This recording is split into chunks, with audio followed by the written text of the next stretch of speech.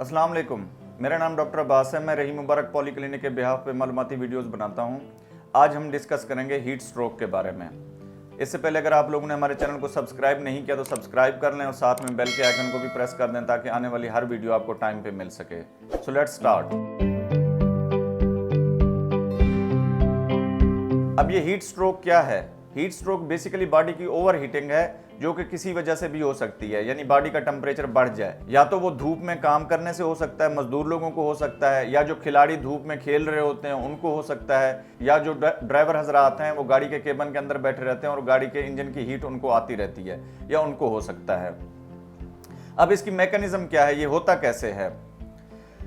अब जब हम काम कर रहे होते हैं तो हमारी जो 80% एनर्जी यूज हो रही होती है वो हीट पैदा करती है, तो उस हीट को बॉडी से निकालना बहुत ज़रूरी है। अब वो हीट बॉडी कैसे निकालती है अपने अंदर से? वो पसीने की सूरत में निकालती है। इसको आप इस तरह महसूस कर सकते हैं कि जब आप सर्दियों में वर्जिश करते हैं तो क्या होता है कि वहाँ पे भी एनर्जी यूज़ हो रही होती है, हीट प्रोड्यूस हो रही होती है, तो आपको थोड़ा बहुत पसीना आता है उससे। अब वो बॉडी क्या कर रही होती है? अपनी मैकेनिज्म के ज़रिए वो हीट को पसीने के ज़रिए बाहर निकाल रही होती है। दूसरा तजर्बा आप इस तरह कर सकते हैं कि जब आपको फीवर होता है तो तब तक आपका टेम्परेचर स्लो डाउन नहीं होता जब तक आपको पसीना ना आए। तो ये पसीने से क्या होता है? अल्लाह ताला ने बॉडी के अंदर एक सिस्टम रखा हुआ है जिससे वो अपनी हीट को बाहर निकालती है, जिसको हम अमल तबखीर या एवापोरेशन कहते हैं। जब पसीना बाहर आता है तो उसके साथ हीट भी जिस्म से बाहर आना शुरू हो जाती है।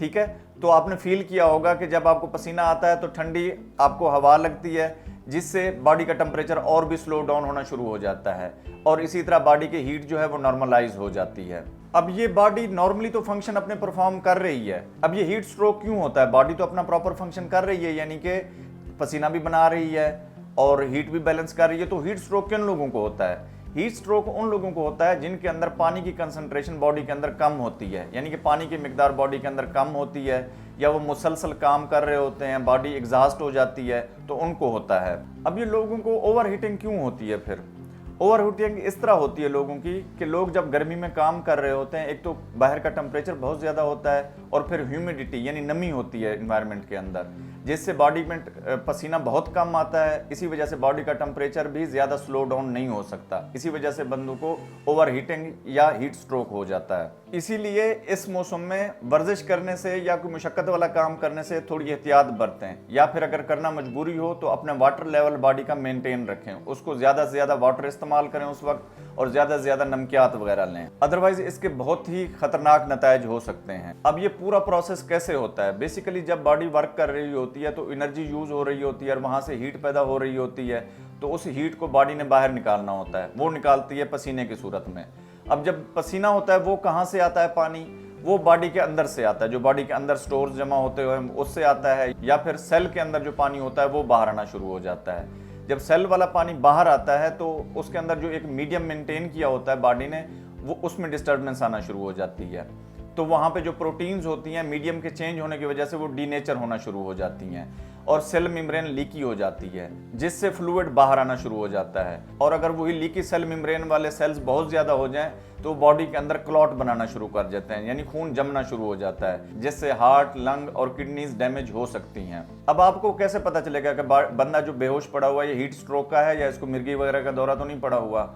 एक तो उसका टेम्परेचर बहुत ज़्यादा बढ़ा हुआ होगा, यानी 104 फ़ारेनहीट या 40 डिग्री सेल्सियस से ज़्यादा होगा।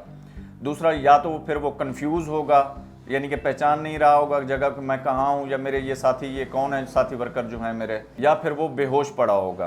तो ऐसी सूरत में अगर पेशेंट कोई आपको नज़र आता है तो सबसे पहले आपने क्या करना है? सबसे पहले अगर ठंडा पानी हो जाए तो वेल एंड गुड, या फिर कोई भी पानी आपके पास अवेलेबल हो वो उसके ऊपर पूरी बॉडी के ऊपर डाल देना है, और उसको फिर पंखा झलना है आपने और ठंडी जगह पे शिफ्ट कर देना है उसको।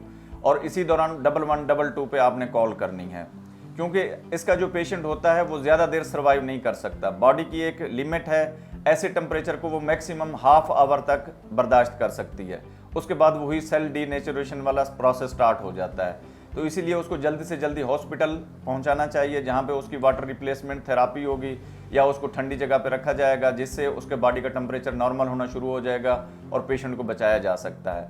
अदरवाइज पेशेंट की डेथ भी हो सकती है इसी प्रोसेस में। उम्मीद है ये मालूमाती वीडियो आपको पसंद आई होगी। हमारे चैनल को लाइक और सब्सक्राइब ज़रूर कर दें। शुक्रिया।